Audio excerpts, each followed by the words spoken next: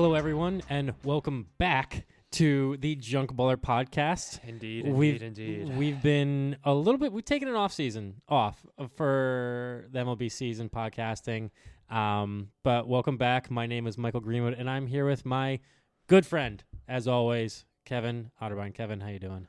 I am doing good. It's been a while since we've gone together to do a podcast episode. A lot of life has been happening. Yes. Not necessarily bad things, just a lot of things happening. So we haven't actually been able to sit down and get to talk to you guys about baseball all that much. And a lot has happened in that time, as we'll get to. We had podcasts planned and prepped and ready, but life circumstances happened. A couple times we were both sick at different times. Work, family, friends, all that type of stuff just kind of really got into the schedule of what we can't do it tonight. Yeah. But a lot has happened, and we're glad to be back. Kevin and I want to say over the last 2 weeks, we're just like, we probably should get a podcast. Get a date, get it figured out with it. I think the turning point, it started a little bit when pitchers and catchers started last week, where I'm like, okay, now the season's really starting. Yeah. Football's over. Spring's coming around the corner, even though it doesn't feel like spring outside. No, it's absolutely freaking frigid. It's really cold. It's like a freeze box out there. More than halfway through February, but it is what it is. Yeah.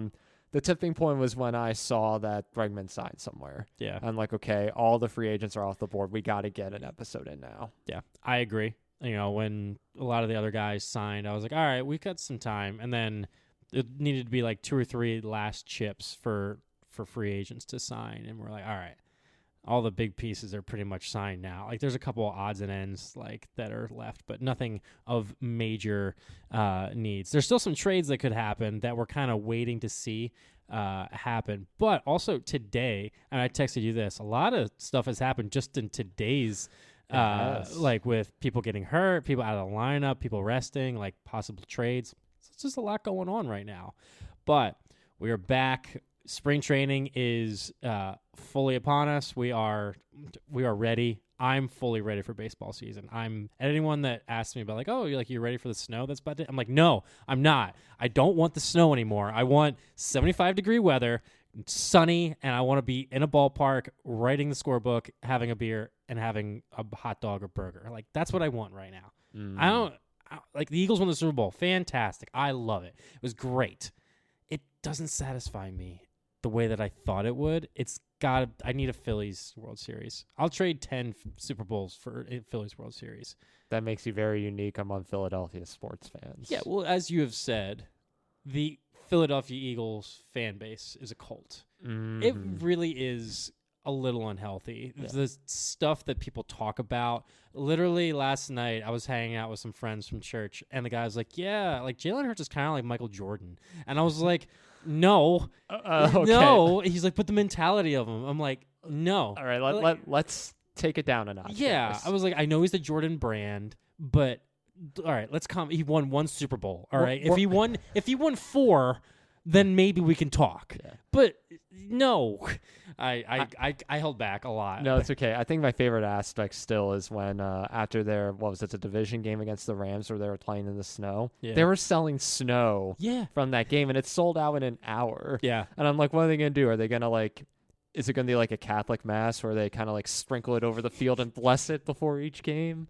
Honestly, that would be so funny, and it would be a total Philadelphia thing to do. Yeah. Philadelphia Eagle fans and Philadelphia Philly fans are drastically different. We are still passionate, but the chaos and debauchery that can happen with an Eagles and a Phillies game is drastically different. Yeah. Like, you'll still get some really weird characters and some really bad behavior at a Phillies game, but it's more family-friendly, as baseball is. But I'm not taking my kid to an Eagles game until he's at least a teenager, 15, 16 years old. Yeah. Like, it's just not going to happen. Well, there's a reason why Veterans Stadium had a jail and a small little courtroom in the basement because of the Philadelphia Eagles. Ironically enough, that was going to be my fun fact. Oh, okay. Well, mine as well. We kind of were like, let's just have some. We got to update. We got to have a good podcast out. But Kev, let's move on to our fun fact. And what is it? Yeah. So originally it was going to be that, but I realized it was specifically more for Eagles than the Phillies, even though they shared the same stadium. I'm like, no, that doesn't really work. I got to go with full baseball. Yeah. A little while ago, I forget what episode it was. It was a couple of years ago now. We were talking about famous promotional things that we do in baseball. There's a ton of them each year, both in the minors and in the major leagues. So I was just on the kick. I'm like, I got to find another promotion to talk about. So in 2019, the Jacksonville Jumbo Shrimp had a Florida Man night. Oh, my gosh. Yes. Well, first, the name of the team is the Jacksonville Jumbo Shrimp, which is awesome. Yes. Not just regular mini shrimp cocktails. Shrimp sandwich, shrimp kebabs. Yeah. And that's all I have. But yeah, in 2019, to honor the meme and the legend, they had a Florida Man night. To that end, they attempted to break a weird Florida misdemeanor law every inning of the game. What? Yes. Tell me it. Tell me them. The weird thing is, like, I tried to figure out what they were, and I looked everywhere on the internet, and I couldn't find out exactly what they did that night. That's weird. They had it. Yeah. It wasn't canceled. Though, like, I tried to look at videos and, like, any scorecards. It was really difficult to find. But I did get the general idea of what they did. Maybe it's a government conspiracy. Maybe. Birds aren't real. Birds aren't real. It was sponsored by a local law office who officiated the event, so I guess, Yeah. Yeah. Because they're technically doing criminal things, even if it's stupid. Oh, yeah, that's a good point. And the event included an appearance by Lane Pittman, who is a local Florida man who went viral in 2016 for entering Hurricane Matthew while playing Slayer and carrying a large American flag. I think I might have seen that. I think we've seen that GIF around. Like, yeah, I think I have. Yeah. There's a couple of things that I'm like, yeah, I think I've seen that before. Yeah. Yeah. But I highly encourage anyone to delve deep into the world of minor league baseball promotional events, because some of them are really out there. Yeah. I mean, I lived in Florida for a year. I didn't experience like full Florida, like to what like people say Florida is, because I lived in Orlando and it was very touristy, so it didn't feel like I was in like the boondocks of Florida or whatever it is, or like the Hicks of Florida. Florida, if you go outside of like Tampa or Orlando, it's like every other southern state. Yeah. Like you just got to go a little bit further north, in my opinion. Like further south, like you got the beaches and everything, but like going to, I mean, I went to Florida, the University of Florida for a tournament, and it definitely felt a little bit more, I was like, yeah, this is a little bit more don't think this is Florida. Like when I think of Florida, this is not what I think of. It's Gainesville. That's what it's called. All right. Dang. Look at that. Florida Man night. Have you come across any Florida men in your time in Florida? No, because everyone I worked with was from somewhere else. That's the thing about Florida. No one is born there. Everyone is just a transplant there. Like I don't know if I've met someone who was born in Florida. So does Florida Man actually exist? Oh, that's a good point. Maybe it's a promotional gag. Yeah. For the state of Florida. There is a beer called Florida Man, and it's actually pretty good. I can imagine what that tastes like. It tastes good. It's but yeah, it's I'm trying to think if I've ever met someone who's a Florida man. I met some characters down in Florida, I'll say that. Well, I think we have at least one Florida man in our lives, even if they're not from Florida. Like they kind of embody the spirit of Florida. Who's the first person you think of when you think of Florida Man? I'm not commenting on the podcast. They are listening. We want a public record for it. Yeah. The only person I could think of was possibly Matt Pratt's. In a way, he's a friend of ours from college. That's the only one I can think of that might be like Florida Man, but he's just kind of a goofy guy. I don't know if he does it. He jumped in that pond, but a little bit. A lot of people jumped in that pond. I didn't. I never jumped in that pond. No. I would just... What we're talking about is we created a disc golf course on our campus when we were in college. Yeah. And it wasn't an uncommon thing for us to throw our discs into this really algae-filled pond. Pretty gross. Very gross. And a lot of the times if it went in there, I'd just be like, All right. Yeah, disc is gone. My day's over. Yeah. But some people were bold enough to go into that pond. Yeah, gross. Yeah. Nah, it'd probably get diseases and whatever. I don't know. Water, come out with 12 toes. Yeah, no. We don't need any of that. And Matt Pratt did some other stuff, but we don't need to talk about that. He's a great guy. I miss that guy. Mm-hmm. So Matt, if you're listening, we miss you. I know he got married recently, so congrats. Yeah. This is my way of saying congrats to him. All right. What a way to start the podcast. Are we rusty? Quite a bit. Probably a little bit rusty. You know, give us a little bit of time. Yeah. All right, everyone, give us a little bit of time. But I mean, we just had an off season. Yes, we did. We as you and I, we had an off season. But Major League Baseball just finished up their off season. They did. And spring training is upon us. Pitchers and catchers reported last week. It is now full on spring training. Everyone's reporting. And baseball's in full swing. Thank God. Yes. We can get into like predictions and everything in a later podcast, but right now we're going to recap pretty much all that we can for you that has happened this offseason from the last out in the World Series to now, what has happened. Mm-hmm. And the big thing that we talked about last time was Juan Soto signed because that was the biggest signing of them all. Still think that's an overrated contract and completely ridiculous for $765 million. That could reach $800 million. Yeah, 15 years. Yeah, and they were promoting him on MLB Network and Twitter and all that, and they were like, "Yeah, it's real, Mets fans and everything." I'm like, "Yeah, it's a real person. That contract's going to be really bad in a couple of years." You think he could opt out after 2029? Will he? Do you think he could? Oh, yeah, absolutely he could. Yeah. But the thing is, the Mets can buy into that. Like, if he opts out, the Mets can be like, yeah, no, we're going to pay you. Yeah. Which I think if Cohen is still probably the owner, he's going to do that. Yeah. But here's the thing. Today, the reason why I'm talking about the Soto thing, today, Frankie Montas, who was a free agent signing by the Mets, is on the or going to be start the season on the IL and is not pitching anytime soon. Yep. I don't even know what the injury was. He has a high grade lat strain. Oof. Yeah, no, that's not fun. He's going to be out for at least 6 to 8 weeks. Yeah. So I just saw that and I'm like, yep, classic Mets, like everything. Like, oh, we're great. We're going to be the team to beat with it. And Alvarez, the catcher for the Mets, is saying that they have a better lineup than the Dodgers. I'm like, dude, you're just setting yourself up for failure right now. This is a bad look. I mean, I don't like that guy to begin with because he's a catcher. If you watch the Mets play, he's the catcher behind, and he will literally frame the pitch. If it's literally low, he'll bring it up above the belt to say, hey, that was a strike for framing. It's like Little League stuff. Yeah. He's pathetic. I'm a little harsh on him right now. Yankees legend Frankie Montas, man. Yeah.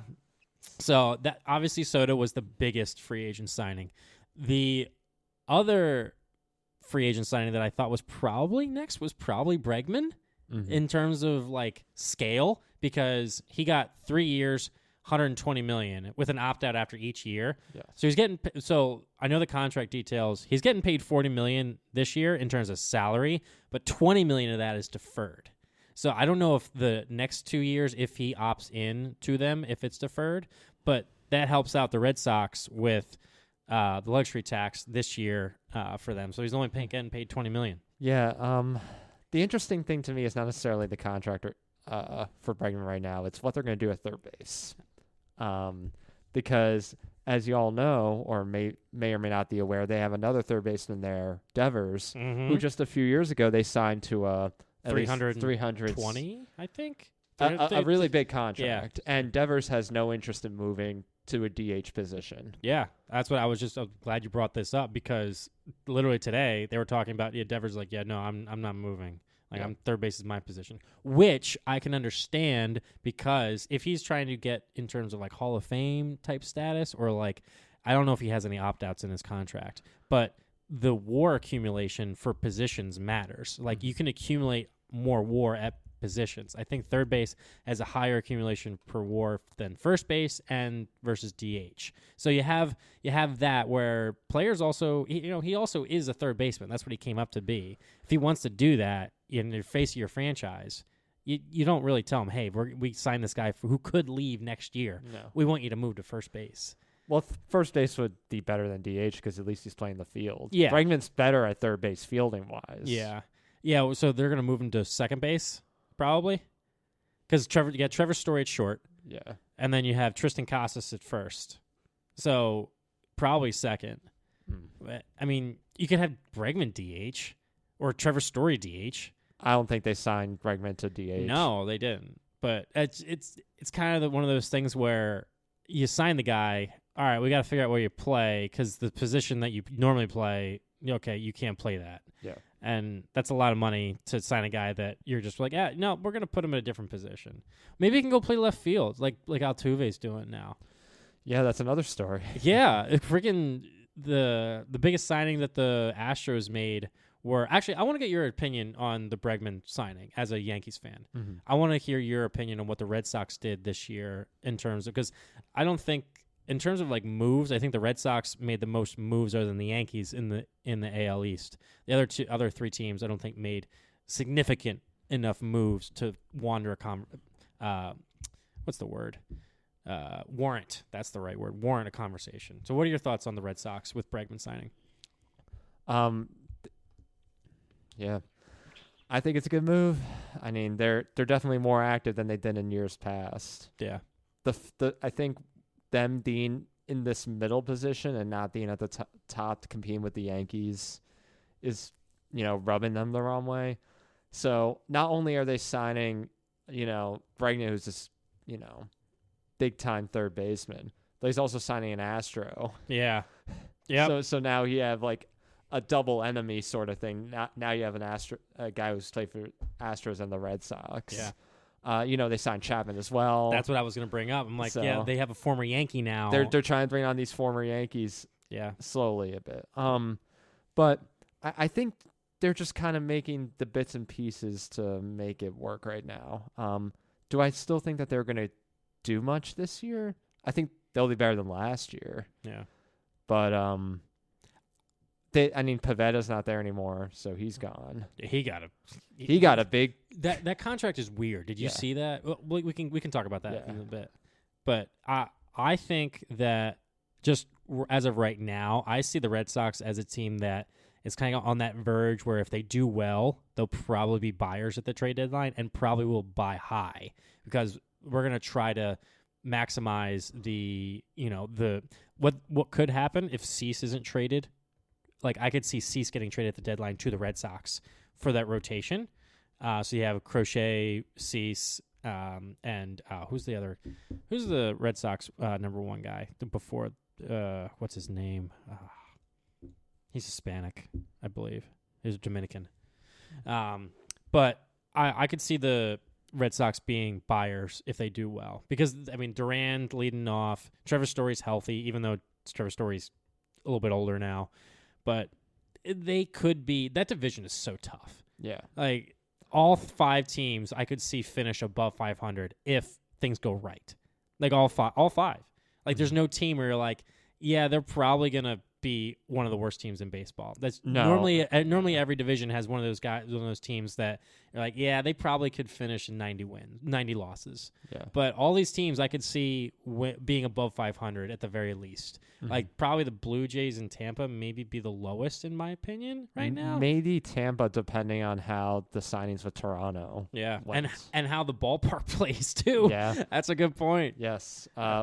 Did we talk about that the last? Yeah, we did because remember we talked about how the stadium the agreements like they're like this is going to be like $30-50 million for them to do it or something like that, and they're like, all right, no, we're not going to do that. We're just going to go to a rival spring training stadium. Like this, come on, that can host a postseason game. Yeah, but all right. So we talked about Pivetta. Let's go to the Padres with what they did. They signed Pivetta. Did they trade someone? I feel like they traded someone. No, they didn't trade anyone. There's been a lot of rumors with them trading people. Yeah. That's what it is. Dylan Cease is possibly going to get traded. Michael King even got they re-signed him for the arbitration deal or something like that instead of trading him. But I don't know exactly what the Padres like. they're like, yeah, let's get rid of Soto, and then let's sign everyone, and then get rid of Snell, sign everyone. And then I just don't know what they're doing in terms of like, I know they said they have to get rid of some money, but then they're like, yeah, let's do this. But I don't get it. I don't get it. Yeah, it's a common theme on our podcast. We don't know exactly what the Padres are doing, what their end game is. Because the one year, like you said, it's like, we're going to sign all these free agents. Oh, and then next year they'll just see you. Yeah. And then we'll sign some more guys the next year. It's kind of like, it's almost like they're new to it, so they're kind of like testing what works and what doesn't. Yeah. How long has the general manager been there for the Padres? That I don't know. It's been a couple years, I think. Because even Manny Machado came out, like, kind of said some harsh words, like, I don't know what we're doing. Yeah. or like, we didn't do anything. And that's, I mean, that guy is, I mean, is Tatis the face of that team? Like, I don't view Machado as the face of that team. I view Tatis. Yeah. And having Machado, who's kind of the veteran leadership there, which kind of is, I don't view Machado as a veteran leader. He's kind of, he's always rubbed me the wrong way. Yeah. But, I don't know what the Padres are doing, but they signed Pivetta. That deal is very weird. It's a 4-year, $55 million deal with an opt-out after, I think, this year. 2026. Okay, after next year. But his salary this year is like a couple million. $2.5 million. But then the next year, it's like 19. 20.5. So it's like so it's like $2.5 million times 10. That's your salary guaranteed the next year. Yeah, like it's just, I was like, what the? I think it's anticipating that. All right, right now we can't go over luxury tax. Next year we won't have Cease or Michael King or one of those, and we'll trade them, and we don't have to have that luxury with it. I just don't get it. Why wouldn't you want to re-sign like Cease or something like that? Yeah. Like Darvish is good. I know they re-signed Darvish to that, which I thought was a mistake. Like Darvish is good, but he's aging. Like, yeah, you want to have the veteran leadership, but you got to make sure that you're young enough to compete. Darvish is going to be getting paid $25 million a year. He's going to be 35, 36. He's 36 for sure. I don't know. Padres. My dad always says the Padres need to change their name if they're going to do well. My dad doesn't like the Padres name. Well, I mean, the Red Sox are interested in Cease. That's what I was telling you. Yeah. Like, I think they're going to trade him at the deadline. I think right now it's too, like, yeah. But since we're talking about trades, Nolan Arenado has been probably the biggest trade name since Crochet has been talked about since that trade. Like, everyone's like, all right, where's Arenado going? The Yankees have been listed. The Red Sox were listed, but they're not going anymore. He denied a trade to Houston, which I believe we talked about in the last podcast or mentioned it. And thank God. I loved Nolan Arenado before, but God, thank you, Lord. Thank you, man. He just was like, yeah, no, I don't want to play for those Houston Astros. So right now it's kind of between the Yankees and Dodgers, I think, for him being a teams he's going to. Padres potentially as well. What? Mm-hmm. Where are you going to put him? I guess he would not be the best fit because Machado's at third base. Yeah. Like, unless, yeah, no. What?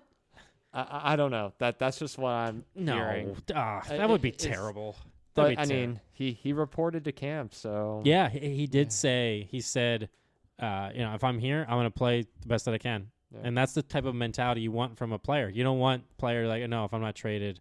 Like Crochet last year was like, I'm only going to get traded to a team that wants to sign me an extension.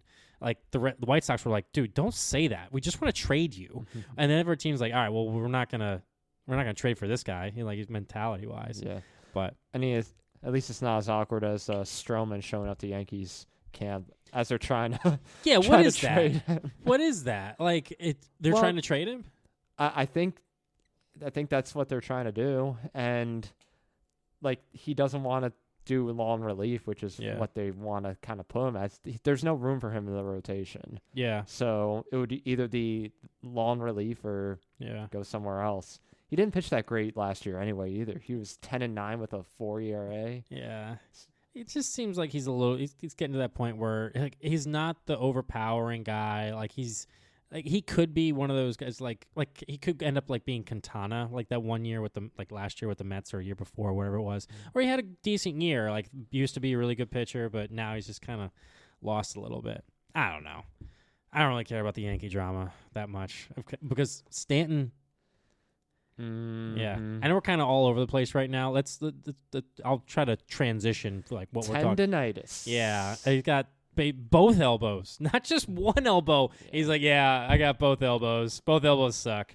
It hurt. It's a surprise to no one. Yeah, it sucks. It does. I mean, he's been hurt ever since he's come here. Yeah, he's just had injuries galore. Yeah.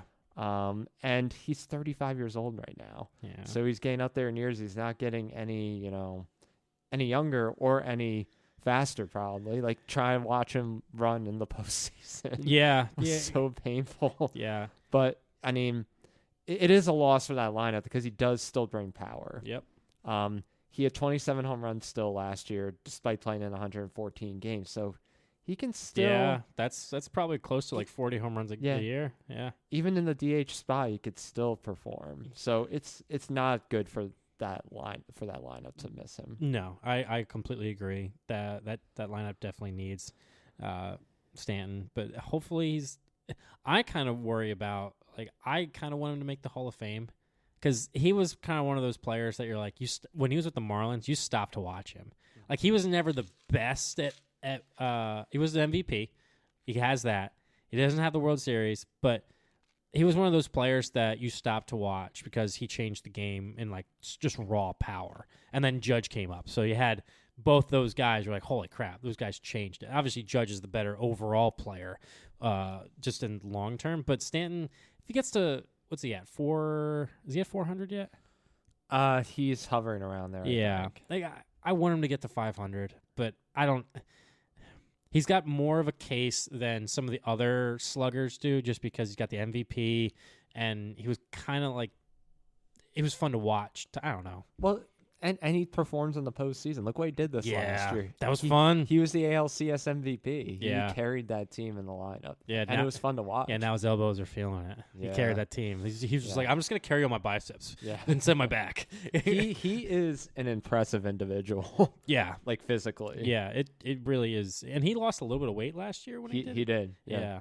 So it'll be interesting to see how the Yankees pan out with a lot of their offseason moves. They've made a lot of moves, a lot of good moves, in my opinion. They did, yeah. They obviously lost Soto, but the depth of this team is much better than last year in so many ways. Yeah, I agree. They bolstered their lineup with Fried. I mean that was after rotation. The Soto. Sorry, the rotation. Yeah. That's what I meant. Sorry. They got Goldschmidt, which I think was a safe signing. I think it's just like a 1-year deal, $12.5 million. Yeah. So if it doesn't work out, it doesn't work out. But it fills a gaping hole in that first base slot. Yeah. He's a Gold Glover first baseman. He's veteran leadership. Has he won? No, he hasn't won a World Series. No, I don't think so. No. Yeah. I mean, Johnny Lasagna's back. Johnny Lasagna. Hopefully he's healthy this year. And Devin Williams. Yeah. Who they made shave his beard. That rule needs to change. Yeah. We should do a podcast on that. Dumb rules in baseball. Like just the dumbest rules. Even if that's the only one that I can think of for like teams. But we should look up like random rules for teams. Oh, they exist, I'm sure. Yeah. All right, let's talk about the Phillies. Because we talked about the Yankees a little bit. Let's talk about the Phillies. They did something?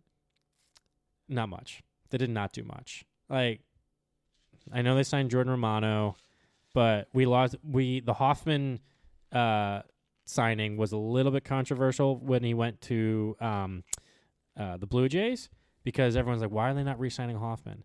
And then he failed 2 physicals with Baltimore and Atlanta was going to sign him and make him a starter. But Baltimore also failed a physical with Baltimore, and they were like, oh, he's got some shoulder issues. Like, we don't want that. And then the Blue Jays were like, well, we'll take him. And he also got drafted by the Blue Jays, so he's going back to the team to get drafted by. So he's probably comfortable up there. Blue Jays are probably like, all right, we can work with this. It was like 3 years, 33 or 3 years, $40 million, which I was like, why can't the Phillies do that? And then the info of how he failed his physical, I'm like, okay, that's fine. We let go of Estevez. That wasn't surprising because I was like, we just need one of them, Hoffman or Estevez, but we didn't get either. But Estevez went for Kansas City for 2 years, like $22 million, I believe. We got Max Kepler. Like, in additions, we got Luzardo, Kepler, and Romano. Do I think those are game changers in what our team was? No.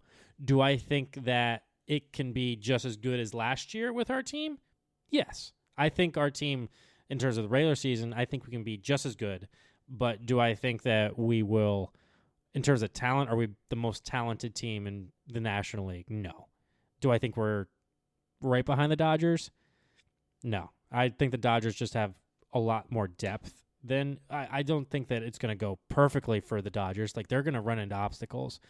But if the Phillies are going to win, everything's got to go right for them this year, because Acuna and Strider are going to be healthy by May, June, or July for that. So Atlanta's going to get hot. Washington got better with some of their signings. Then some of the young guys are getting stronger. The only team that they really don't have to worry about is the Marlins, because they've signed one player or one or two players, and there was like a total of like $1 million spent. I showed you that meme. Quantrill, right? Yeah. I showed you that. $3.5 million. Wow. Whoa. Yeah. Wow. Oh my goodness. I showed you that meme where there was a graph. I'll explain it. There was a graph of like prices in 2005 versus 2025. At a Big Mac, it increased by 131%. Chili's Southwest egg rolls increased almost double. One share of Apple increased a lot, like almost $200 something dollars from like $2. Average MLB ticket increased almost 20. And then they have the Marlins payroll from a 20-year difference, and it's decreased from 2025. Mm-hmm. What the heck are they doing? I mean, I know ever since that they fired Kim Ng, who was made great moves, and they let go to Schumacher. I know they got the guy from Tampa, but I just don't get what they're doing. I really don't. Unless they're completely rebooting and thinking 5 years down the road. But even then, they've done that already. Yeah. And it hasn't worked. Yeah. Like, they have Alcantara's coming back, so that's good for them. But their lineup sucks. Yeah. I think of the lineup that they had in 2005 when they had that similar payroll. They had Delgado, they had Miguel Cabrera, they had Mike Lowell, Juan Pierre. They're like the OG, like 2003, like Marlins that were going to get paid. Yes, yeah. And you had in your rotation Dontrell Willis and AJ Burnett and Josh Beckett. Yeah. And that was on a $50 million budget. Yeah. And they're on a $50 million budget now, and they have no one. They have Quantrill. There's some borderline Hall of Famers there, or really good Hall of really good players with it. You have Miggy, who's a Hall of Famer, but you have a lot of Hall of very good players on that team, and just all-star caliber players on that team. But there's no one from the Marlins that I can name now. I know their line. I think Sanchez is one of their main guys, but Alcantara. In the lineup. Oh, okay. I can't name them. They got rid of them all. Yeah. It's pathetic. The Marlins are a joke. But, yeah, in terms of the Phillies and the moves that they made, I'm not happy with it overall. Do I think that, we'll be just as good, like, we'll be a competitive team? Yes. I believe we have all the talent that we need. But the thing is, last year, we were fairly healthy. Like, JT missed a little bit of time. Trey Turner missed a little bit of time. And Harper missed a little bit of time, or like a couple days. But we were really healthy last year. And that doesn't happen very often with an aging core where most of the guys that you are relying on are 31, 32 years old. Mm-hmm. It just doesn't happen. Yeah, but don't count on that to last. That's what I'm saying. That's what I'm saying. I didn't like how we didn't get any younger. We didn't bring in anyone to rejuvenate the team and give them a spark. There was no big even a trade. I expected them to make a trade this offseason, but nothing. Well, it's the expectation that the Phillies are already good enough to make a run. Yeah. So they don't feel like they need to make the super big signings, and in a way they are. Yeah. They can do it. It's just the pieces haven't fallen into place necessarily. They made the World Series a couple of years ago. Yeah. They had some tough postseason losses the last couple of seasons. Yeah. But they have the ability to do it. They just haven't. Yeah. And that window's going to close pretty quickly. Yeah, I've talked with our friend Taylor. Like, he thinks the window's closing like next year, basically. And I don't think the window's that close. I think it's a 3-4 year window, just because some of the guys have enough talent where they're going to go and make trades or sign free agents that we don't have. But I don't know. I'm excited for this team just because I want baseball, but the overall feel of this team is not as excited as it was the previous couple years. Because there weren't any big moves. It was just like, all right, like, we're going to go and run it back again. But we made the Luzardo thing, I think, is going to be a good trade. I don't know what the heck we're going with Taijuan Walker. Oh, my gosh. Like, why is that dude still on the team? Dombrowski, just eat the money that you made a bad signing, trade him away to the White Sox or somewhere else where he can eat up innings, take some of his contract, unless teams literally don't want him. I mean, I know we shopped Bohm. I know we shopped who else did we shop? Like, there was rumors about Castellanos being traded. Like, when we didn't go and nothing happened. So, I don't know. We'll see what happens with that. But in terms of overall offseason, I don't give the Phillies an A+ or even a B. I'd probably say like C+ with it. Nothing crazy. I liked the Luzardo thing, but other than that, like, Jordan Romano didn't excite me. It's kind of a bounce back contract type thing, but I don't like that with aging relievers. I like that with younger relievers with it. Yeah. All right. Some of the players that we were waiting to sign were Pete Alonso, who signed with the Mets. Yes. And he's kind of looking back at the deals that he was offered, and he's kind of regretting it, in my opinion. I would. Because he was offered 5 or 6 years, 150, 160 million in that ballpark, pun intended, and he only got 1 year, 30 million. Or no, it was 2 years, 56 million? Yeah, it was 2 years, 56 million. 2 years, 54 million. 54. And then was an opt-out after this year. He's getting paid 30 this year. So he's basically like, all right, as long as I'm healthy and I put together a normal year that I do, I can retest the market with a team that might need a better first baseman, and I can get probably a 5-year deal somewhere. Yeah. Well, I think in a way he built himself up to think that he was the Mets equivalent of Aaron Judge. Yeah. And he thought he had the ability to, negotiate. And then Boris, I think, screwed him over. Yeah. Contractually as well. Yeah. I saw a tweet where the top Boris clients, like Soto, Harper, all the big, like, basically like borderline Hall of Famer talent players. Alonso's just a power hitter. He's not good with those contracts. He's not good at negotiating those things because they're like, we don't need this type of player. Like, he's a good addition, but you don't need him. Where you go get Harper or Soto, they're literally game changers, franchise altering moves. You go, like, say if try to think of a team that, like, if you went to like, if Cincinnati went and traded for or signed Alonso in the offseason, Cincinnati wouldn't be like, oh yeah, we're gonna make the postseason now because we signed Pete Alonso. No, that's not. And I think Boris with those clients are not. He's not as good. The same thing happened last year when the Diamondbacks got who's a lefty pitcher, Jordan Montgomery. Like, he fired Boris. He's like, yeah, this sucks. Like, I got screwed over. And then the franchise doesn't even want him anymore. Nope. Like, that's a really bad situation. And then Corbin Burns. I totally forgot about that. Corbin Burns went to Diamondbacks. Didn't see that happening. No. What the heck? What the heck? And it worked out for the Diamondbacks because he's from there.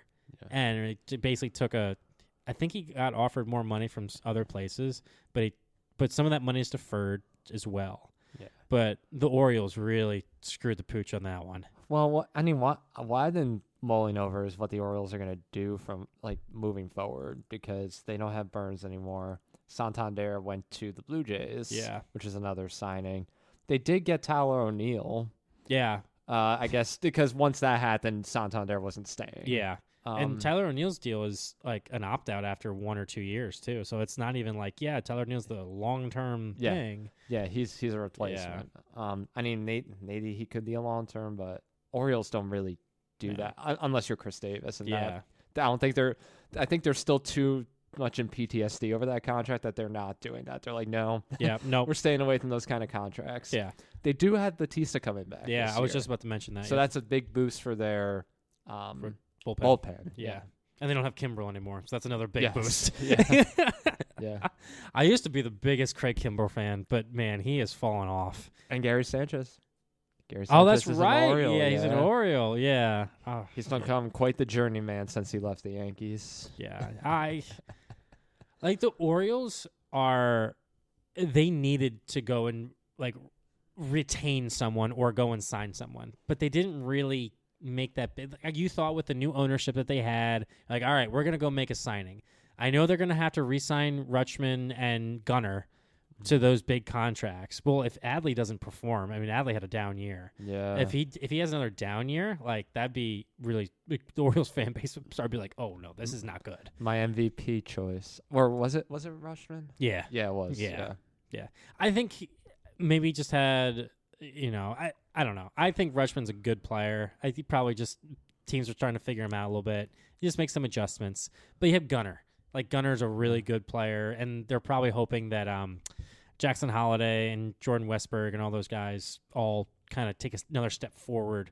But who knows? That's a big risk when you don't have like a veteran like Corbin Burns was a veteran. They have ancient Charlie Morton there now. Oh yeah, I forgot he's about. He's 41 years old, but he's a veteran presence. That's a bold signing. Yeah, that's a bold signing. Like Charlie Morton's a good. I nothing against Charlie Morton. He's a good pitcher, veteran. Like it's kind of a cool story because he kind of didn't get like recognition or really get a lot for a while. And he was a former Philly. Like we signed him, and we're like, oh, Charlie Morton, that's not bad. And then he got hurt right first or second start. We're like, all right. And then after that, he just started pitching really well.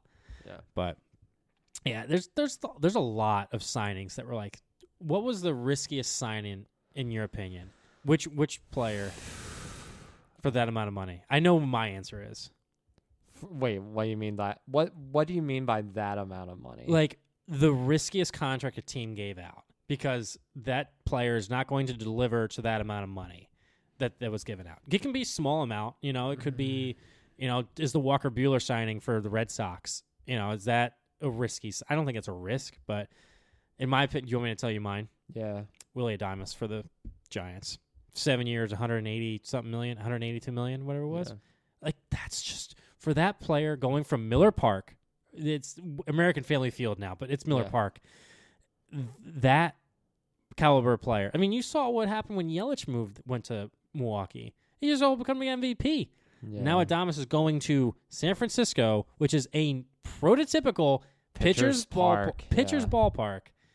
And his defense is not like amazing. He's a decent shortstop, but he got that money because he can hit 25, 30 home runs. He'll be lucky to get 15 this year. Yeah. I think I mentioned that in the last podcast, but that's my riskiest contract. Yeah. I mean, that's what I was leaning to. I know we're not the biggest fans of Blake Snell on the podcast. Yeah, that's true. That's a good one. Yeah. And he, I mean, don't get me wrong. He was a back-to-back Cy Young winner. Not back-to-back. Was he back-to-back? No. Oh, sorry. He won it with Tampa. He won it twice. Yeah. Sorry, that's what I meant. Yeah. Forgive the Russ folks. Give us grace. But then the Dodgers paying $182 million for Blake Snell, I think, is a bit much. I don't know if it's necessarily risky, but I think that's a lot of money to pay for him. Especially, I think it ends up. We did the math where it's like, it's almost like $1 million, or like $250,000 per inning or something like that because he doesn't pitch. He only pitches till 5 innings, and like most of that money's guaranteed. Yeah, that's the same thing with Adames too. Like that, all that's guaranteed. There's no opt outs with it. Was the Blake Snell stuff? Was it any of it deferred? So there's a club option. Okay. At the end. Yeah. For $10 million. Okay, that's a good deal for. Yeah, I mean, speaking of the Dodgers. All right, let's finish our thought here. If I had to choose one, now I forgot about the Snell one a little bit. I think the Snell one, like, he can last a little bit longer. Because he doesn't pitch all that much. He doesn't pitch all that much, and the Dodgers have depth. Mm-hmm.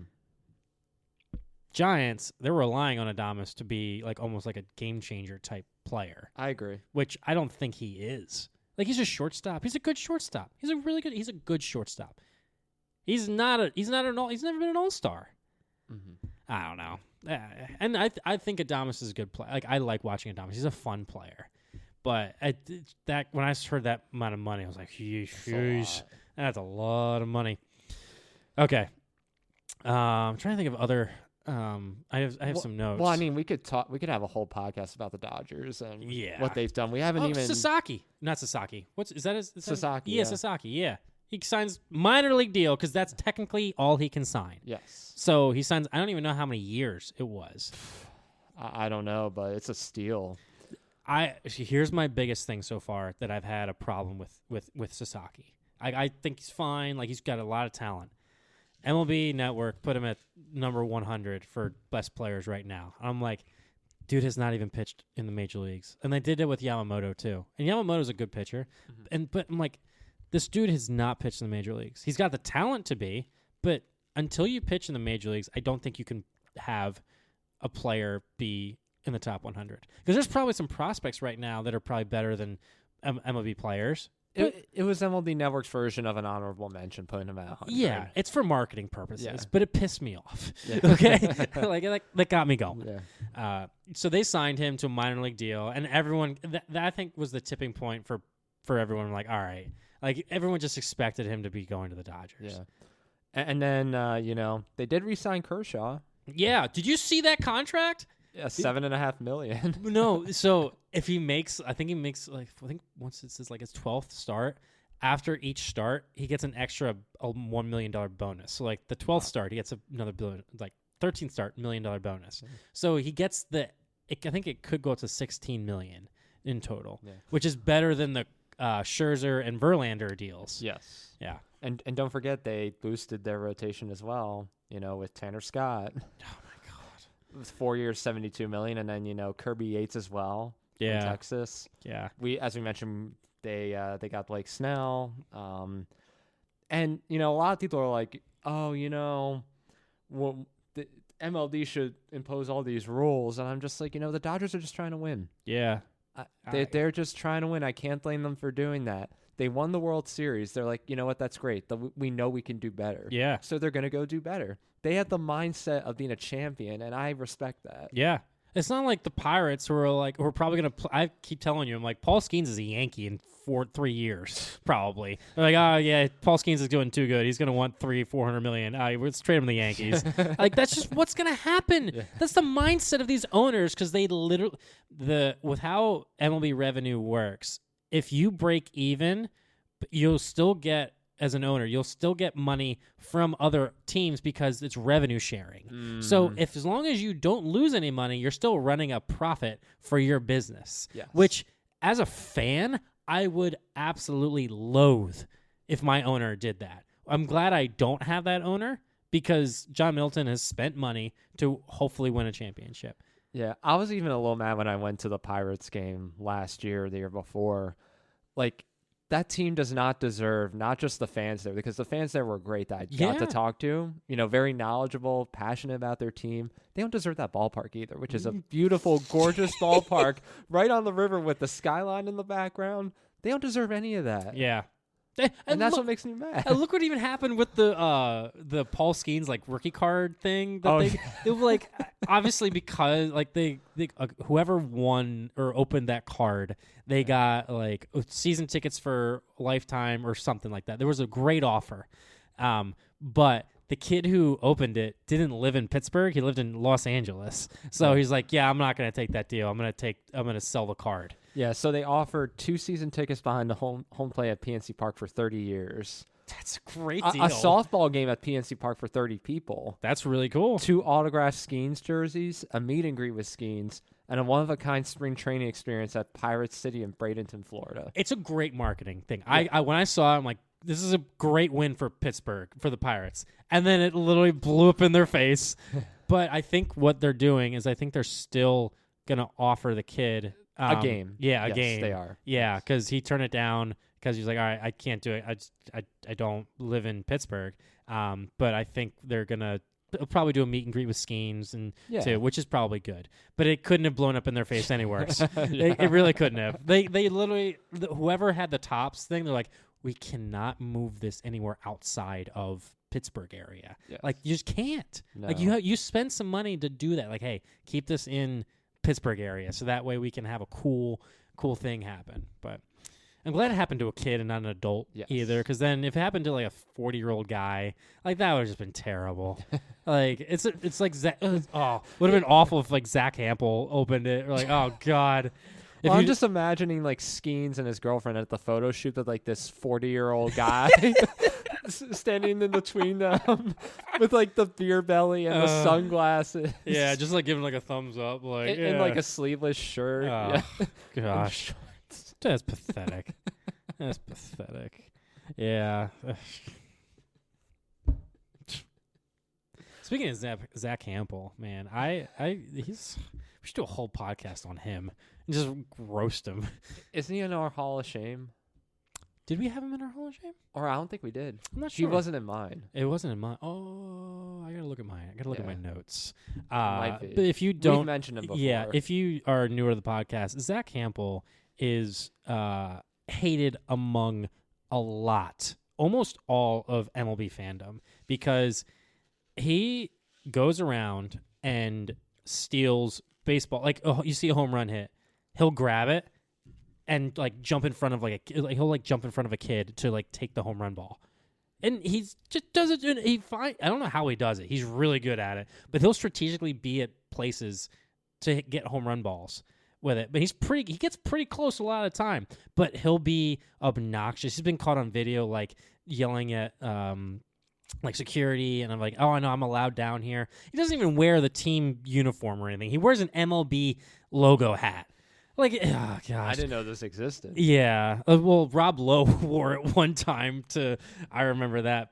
Yeah, well, yeah, it's we could do a whole podcast on Zach Hampel. Oh my gosh, that dude's just pathetic. And he wears a glove too. Yeah. Oh, that's another thing. Catch home run balls, yeah. I should have told you this. My brother sent me a meme of things that it was like speaking to an audience or something like that, and things that you think are like an abomination to this world or something like that. And it was someone was saying the wave should be sent into like the pits of hell or something like that.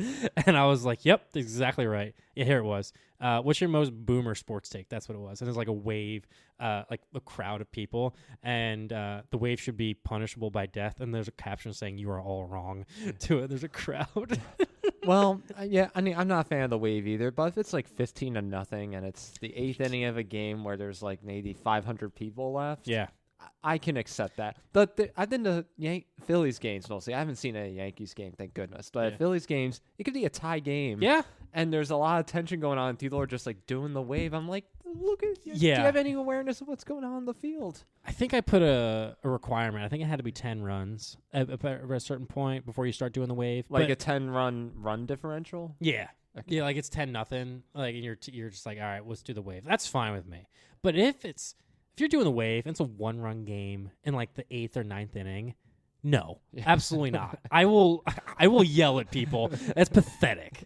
I mean, I think I still take credit for trying to stop the wave in Washington or whatever it was that we did. Yeah. Or no, was it Philly? I think it was the Phillies. Yeah, we were trying to start the wave at one of the games, and I'm like, no. It was. I think it was. I forget if it was like our first game back after COVID that we went to. Yeah, and it was like we were sitting behind home plate. It was the Yankees-Phillies game, I think. Was it? Oh, yeah, but the guy, it was like a couple sections over. Yeah. The guys are like, everyone stand up for the wave. And I'm like, no, it's like a 1 or 2-run game. And we united as a community. Yeah, like I was telling people around me, I was like, don't do it. Don't. We focus on the game. And the dude gave me some look. I'm like, I know it's a fun killer type vibe. Come on, dude. Like, watch the game. Yeah. Like, it's just ridiculous. This is golf, not a rock concert. Yeah. I do sound like a whole total boomer right now, but yeah, I can't think of anything else in terms of like things we wanted to talk about right now. Well, what about the black hole of baseball that is the Los Angeles Angels of Anaheim? Oh, yeah. They're moving Trout to right field. I forgot about that. They're moving Trout to right field, and Rendon is relieved that he doesn't have to play baseball for a while. You see the stat where Ted Williams played more games during World War II than Anthony Rendon has played for the Angels. Oh, my gosh. Anthony Rendon, if you do not know who Anthony Rendon is, Google him. Mm-hmm. He has become a laughingstock of baseball. Mm-hmm. Not only has he had a bad attitude with playing baseball, like he's been on record saying that I don't have a passion to play baseball. It's just my occupation. Yes. You never want to hear that when you're paying the guy $35 million a year. No.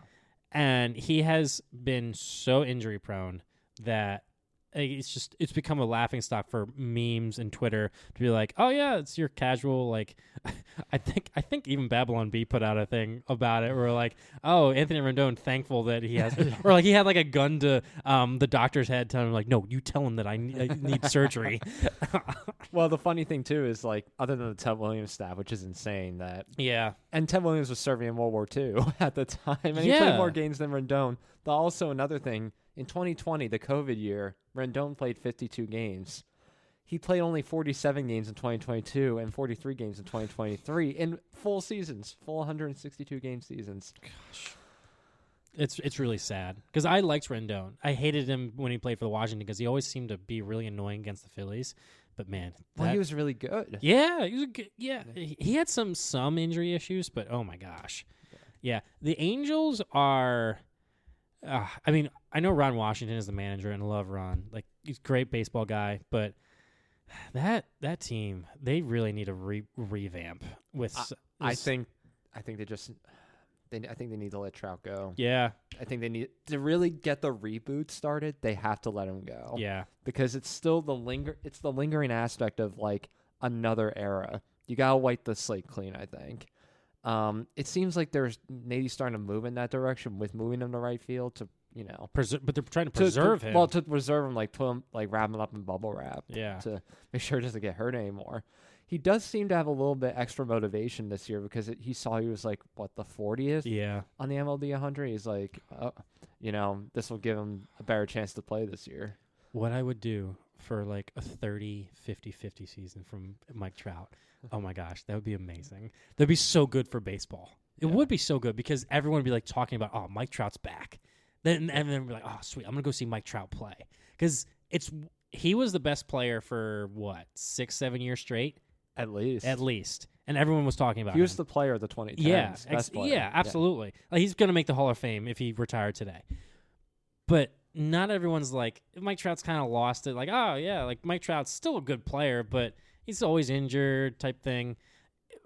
Having Mike Trout come back and be like MVP type Mike Trout where, he bats 285, 290, OPS of close to 1,000, 35, 40 home runs. Oh, that'd be so good for baseball. I agree. Yeah.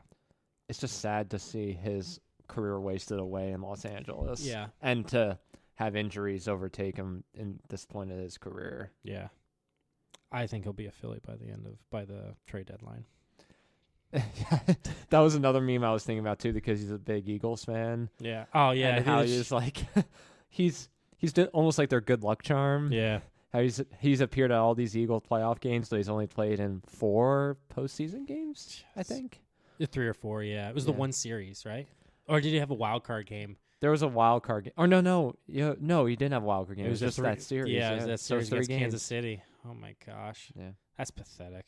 I feel there's someone, I think MLB Network was doing a comparison. Who would you rather have, Mike Trout or Bryce Harper? Because Trout's obviously have a little bit better stats.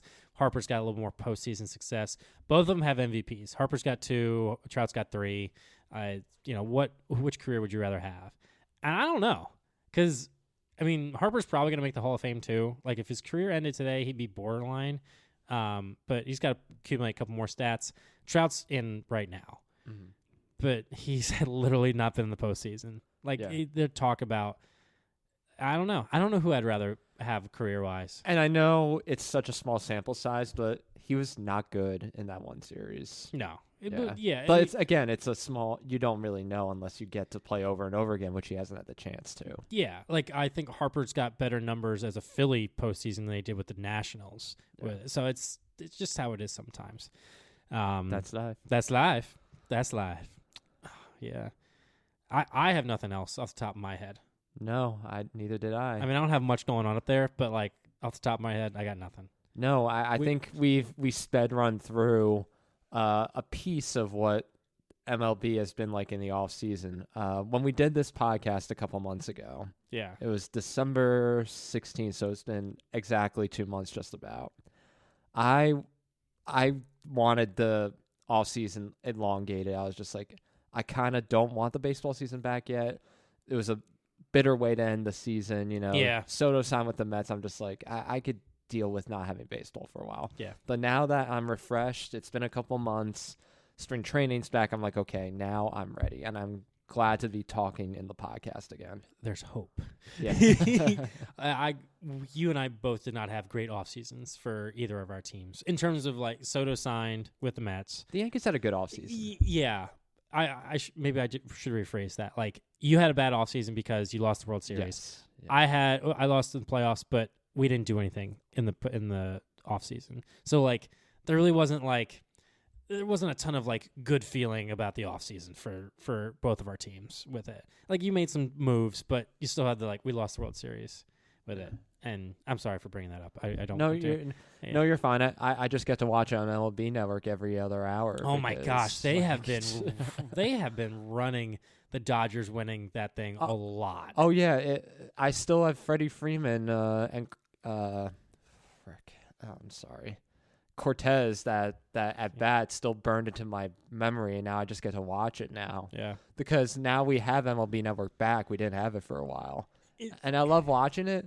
But also, it's like I gotta turn it off sometimes because like I can't watch the highlights anymore. Yeah, Freddie Freeman is not hated by a lot of people. He is a very well liked player. I don't hate Freddie Freeman. Do you think the Yankee fan base as a whole has like not hate, but like there's definitely some like more ill towards Freddie Freeman? I guess it's going to be the same way they feel about, say, like Bill Mazeroski, who hit that home run in the World Series against the Pirates. There's like an animosity because like, oh great, here's the guy who hit the home run off us in the World Series. But hatred as a person, I can't say that. Yeah, because I see Freeman when he retires, like he's gonna say, "Oh, I got one more year." He's gonna go on that like farewell tour. Actually, I don't know if he would be that type of player. I think he would be like, "Oh yeah, I'm retiring. I want to kind of go into the sunset. Don't go on that tour." But if he goes on that tour, I feel like he's gonna get those standing ovations at places, even Philly. Like, I'll stand for Freddie. But I was like, I wonder if the Yankees would do that, especially if he was with the Dodgers still with it, because he's in the Dodgers uniform. Like, I don't know. Yeah. I'm just curious if that were to happen. I don't know. Yeah. It's hard to say right now. It's hard to say. But yeah. All right. You want to end it there? Yeah. I think this is a good place to wrap it up. Yeah. We don't have a hot take. I thought of one. I already said it, but I'll say it again. I think my hot take is that Mike Trout will be a Philly at the trade deadline. Before the season ends. I'll say that. Before the season ends. Before the season ends. So not just even like next year or the year after, right? This season. Correct. Before the season ends, he will be a Philly. Who would they trade? That's a great question. I don't have to answer that because it's not part of the hot take. I'd have to go through our prospects and some of their, because I know we'd have to balance out the money a little bit. Like, oh man, if they would take Taijuan Walker, oh man. That seems to be an uneven trade. Oh, yeah, absolutely. Yeah. That's straight up. Taijuan Walker for Mike Trout. Get vetoed in every fantasy league, everything. I think MLB owners were like, yeah, no, you can't do that. Like, can you imagine, like, Steve Cohen would be like, yeah, no, you can't do that. Yes. You can't make that trade. Angels, like, can't do that. Jeez. Yeah. All right. Let's end it there. Thank you so much for listening. We will definitely be back sooner rather than later. Yes. We have a lot of ideas that we want to get out and have you guys listen. So we apologize for the delay, but we are back, and it is spring training and baseball season is upon us. So thank you again for listening, and we will catch you next time. Let's go.